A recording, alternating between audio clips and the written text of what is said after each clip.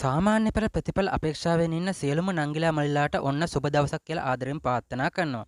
ඉතින් ඔන්න තවත් අලුත් නිවේදනයක් නිකුත් කරලා තියෙනවා සාමාන්‍ය පෙළ ප්‍රතිඵල කවද්ද එන්නේ සහ කවදට කලින්ද එන්නේ කියලා.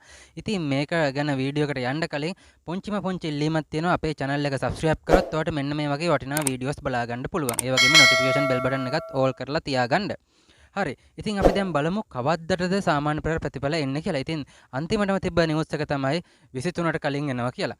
ඉතින් ඊට පස්සේ මෙන්න මේ විදිහ නිවුස් එකක් ඇවිල්ලා තිනවා. ඉතින් ඔයාලට බලා ගන්න පුළුවන් මේක ඉංග්‍රීසි ආටිකල් එක. ටිකක් පාතරේ යද්දි එයාලගේ විස්තරය මෙහෙම බලා ගන්න පුළුවන්. ඉතින් මම කියන්නම් මේකේ විස්තර ටිකම පෙන්නලා කවදට කලින්ද එන්නේ කියලා.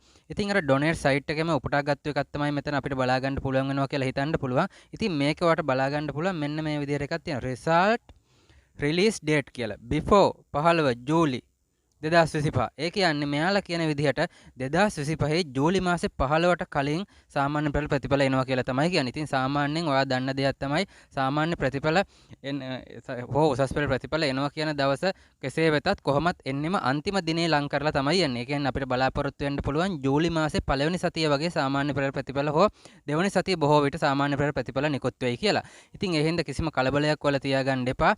ඔයාලට අනිවාර්යයෙන්ම හොඳම හොඳ රිසල්ට් එකක් ගන්න කියලා මම ආදරෙන් ප්‍රාර්ථනා කරනවා.